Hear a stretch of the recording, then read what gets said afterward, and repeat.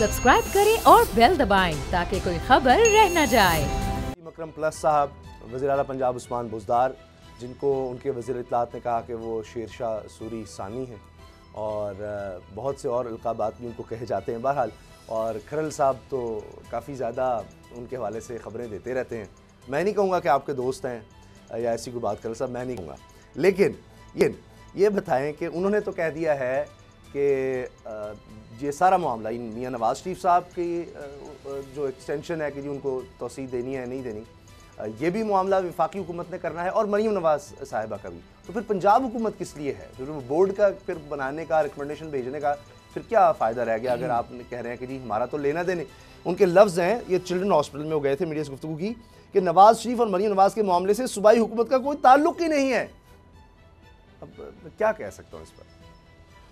मामला ये है कि आप भी इतने बोले नहीं हैं और नाज़रीन भी देखने वाले। उस्मान बुज़दार साहब खिलाड़ी किसके हैं? इमरान खान साहब के हैं। वो कौन है? वज़ीर आज़म पाकिस्तान।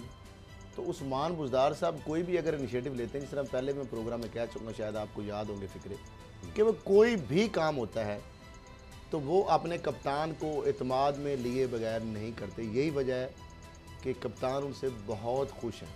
अच्छा, नहीं ये उन्होंने उनसे पूछ कर ये कहा होगा, एक जुमला कोई पूछ के तो नहीं बोलते ना, कि उन्होंने कहा कि ये सारे मामले से पंजाब हुकूमत का लेना देना ही कुछ नहीं है। मेरा ख्याल है वो थोड़ा कह के बहुत कुछ कह गए हैं और हकीकत भी ऐसे ही है। अच्छा। कि क्या आप समझते हैं कि नवाज शरीफ का जो मामला है, जो पंजाब कैबिनेट ने किया है, कबीना ने फैसला किया है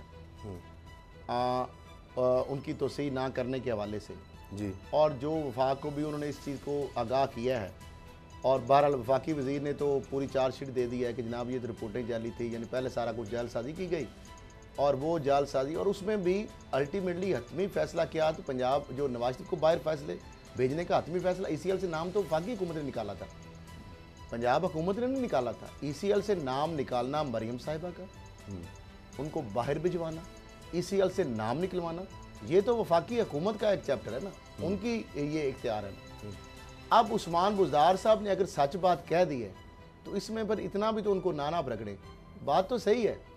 नहीं तो फिर ये सारा बोर्ड, मेडिकल बोर्ड का मामला जो है, सूबाई वजीर, सूबाई वज़रा, उसके अंदर जो जमानत मनसूखी का कानूनी रास्ता, बिल्कुल उन्होंने कानूनी रास्ता इख्तियार किया, बल्कि in the light of order of the honourable Islamabad high court, क्योंकि इस्लामाबाद हाई कोर्ट ने ये कहा था कि है तो वैसे ये पंजाब हुकूमत का और वफाकी हुकूमत का ही मामला कि किसी मुजरम, मुलजम, सजा याफ्ता, जेल में हो, बाहर हो, PO हो, उसका नाम ECL से निकालना या उसको बाहर भिजवाना, उसकी कंडीशन के हिसाब से जो भी है वो प्योरली है पंजाब हुकूमत का जेल मैनुअल के मुताबिक भी और वफाकी हुकूमत का। दो चूँकि इसमें इशूज़ आ जाते हैं, ECL का रिलेटेड इशू फेडरल गवर्नमेंट से होता है और रिकमेंडेशन होती है पंजाब हुकूमत। तो इश्तिहारी किसने करार देना है? वो कह रहे हैं हम इश्तिहारी के लिए जाएंगे, अब मफरूर तो वो हैं, अब हम उनको इश्तिहारी करार देना चाह रहे हैं, पता नहीं इश्तिहारी करार देके उनकी जायदादें जब्त करना चाह रहे हैं, उनकी यहाँ जायदाद। वो नवाज शरीफ साहब कहते हैं मेरा तो कुल पाकिस्तान में 40 लाख रुपया है,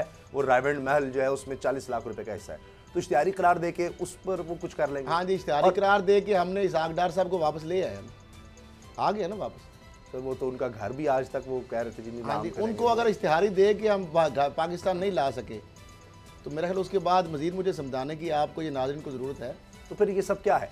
ये अदालत ये भी जा रहे हैं और उधर से नून लीग भी अदालत जा रही है कि जी ये क्यों नहीं एक्सटेंशन दे रहे जमानत में। दूसरा मामला मेरा ख्याल है बड़े समझदार हैं, उन्होंने बड़ा ज़बरदस्त बयान दिया है, जो आप कहते हैं ना उस्मान बुज़दार साहब, वो इतने भी बेवकूफ़ नहीं, इतने भी भोले नहीं है, वो पहले तोलते हैं फिर बोलते हैं।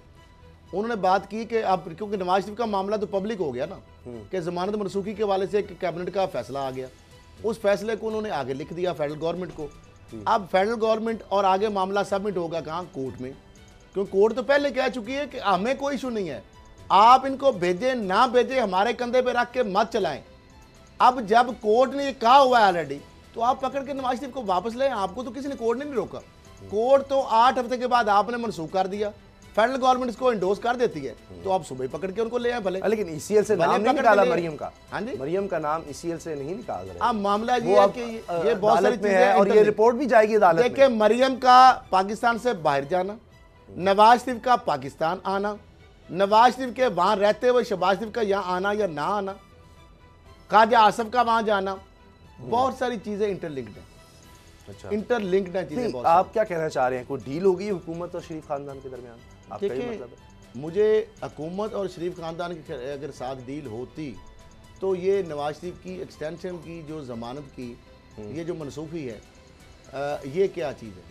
अच्छा, इसको अगर फेडरल गवर्नमेंट भी इंडोर्स कर देती है तो फिर इसको हम क्या कहेंगे? लेकिन बात फिर वही है, ये है आईवाश, ये है कागजी कार्रवाइयाँ, ये है आनिया जानिया। क्या नवाज शरीफ साहब जिनको ऑलरेडी कोर्ट कह चुकी है कि अगर उनकी ख़त्म हो जाए, हुकूमत अगर मुतमिन नहीं होती, वो पाबंद है, गारंटर शहबाज शरीफ हैं, गारंटी उन्होंने दी, वहां पे सफारत खाने से रिपोर्टें मुसद्दका वो सारा दिन अदालत में था जिस दिन ये केस था। मैं पूरी प्रोसीडिंग सुबह से लेकर शाम तक मैंने वो देखी और उसमें 2 मरतबा जो वक्फा हुआ वो सब अच्छा, वो तो बार बार आ रहा है जा रहा है। और उसमें ये उसमें किसकी रिपोर्ट पे गए थे? पंजाब हुकूमत चाहेगी, एक्सेस दी जाएगी, वफाकी हुकूमत को एक्सेस दी जाएगी मियां नवाज शरीफ साहब तक कि अगर वो मिलना चाहे, उनको देखना चाहे रिपोर्ट्स। तो किसने रोका?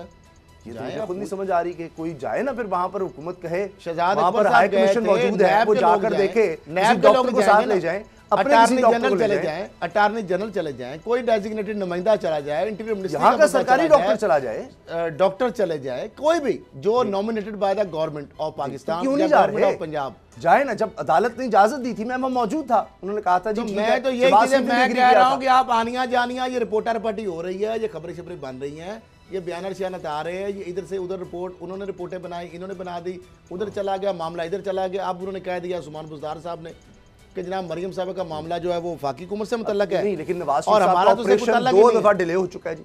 अब वो 24 तारीख थी, वो भी गुजर गई। तो जाके मैं तो आप तो नहीं पूछ सकते ना, ये किसका काम है? कोर्ट का पाबंद कोर्ट ने किया हुआ है।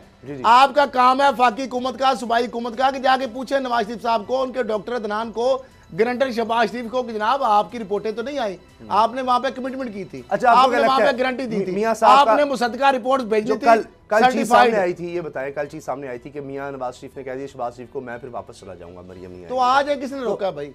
तो फिर वो इलाज के बगैर ही आ जाएंगे, ऑपरेशन के बगैर ही आ जाएंगे यहाँ पर। तो पहले इलाज हो रहा है वहां पे उनका? सर कुछ ना कुछ तो हो रहा है, वो रिपोर्ट्स तो भेजते हैं, साजिशें कर रहे हैं, ताने बाने आप देख ही रहे, व्हाट्सएप चल रहे हैं, अभी अब होना है 2 दफा। मैंने नहीं कहा, ये तो शहबाज शरीफ साहब ने कहा कि ये हमने रोका, कत्ल है, नवाज शरीफ को इजाजत देना हॉस्पिटल में दाखिल होने से हुकूमत पाकिस्तान ने इन्फ्लुएंस करके रोक दिया है। किसी डॉक्टर को उनके घर विजिट करने से हुकूमत पाकिस्तान ने रोका है। बरतानिया में वो अपना इलाज करवा सकते हैं अगर चाहें तो, अस्पताल दाखिल होने से तो किसी ने रोका। वहाँ पे तो कोई विक्टिमाइजेशन नहीं है, वहाँ पे तो उनको जहर देने का जो यहाँ पे ड्रामा किया कि जहर दे दिया गया जी, इस तरह की खबरें में ट्वीट कर दिए गए, मतलब अच्छा खासा तमाशा लगा दिया गया।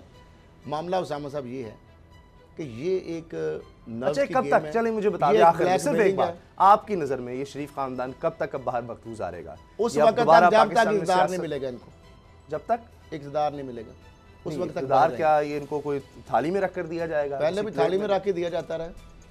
ये तो बिलावल ने कहा कि जनरल जिलानी ने क्या किया था, जनरल जवाहर ने क्या किया था, ये कैसे आए, कहाँ से आए? नहीं तो अगर अगला इलेक्शन इनको नहीं कोई एश्योरेंस मिलती तो क्या अगले इलेक्शन में नहीं आएंगे?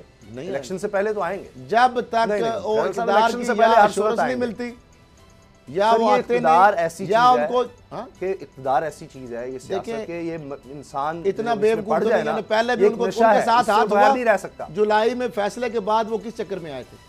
उनको गारंटियां दी गई थी, उनको गारंटियां दी गई थी कि मेरा नहीं ख्याल, वो तो कह रहे अगर नहीं दी गई थी नजरिया तो एक जज जो है मुझे बता दें कि इलेक्शन हार जाएंगे, अगर था इलेक्शन हम बुरी तरह से हार जाएंगे, हमारे लोग कहेंगे कि ये इन्होंने हमारा साथ दिया, लोग वोट नहीं देंगे, एमएनए एमपीएस अब क्या हुआ, अपनी टिकट्स का कहेंगे हमारे पैसे वापस करो। आप लोग नहीं कह रहे भागे, एमपीएस दे पैसे वापस मांग रहे थे जो टिकट ले दिए थे। अब क्या हुआ? अब फिर आप भागे, अब लोग नहीं पैसे मांग रहे, अब नहीं मांगेंगे, तो गुजर गया इलेक्शन, अगला अब नहीं लोग कह रहे हैं कि वोट को तो कहते रहे हमें इलेक्शन कमाई का सीजन है। अभी आप करप्शन को इक़्तिदार को तफज दो, करप्शन को तफज दो, बाहर भाग गया। मुझे ये बताएं, अगर गारंटियां ना होती तो कभी जज भी जाकर प्रेस कॉन्फ्रेंस करते हैं कि मेरे पास केस क्यों नहीं आया इस बात पे? अच्छा जी, ब्रेक का वक्त हो गया। नहीं, जज कभी शौकत सिद्दीकी साहब ने क्या किया कि जनाब मेरे पास केस इसका डील डन हुई थी, वो तो ये सारा मैनेज कर रहा है, इनको आता है। अच्छा, सब्सक्राइब करें और बेल दबाएं ताकि कोई खबर रह न जाए।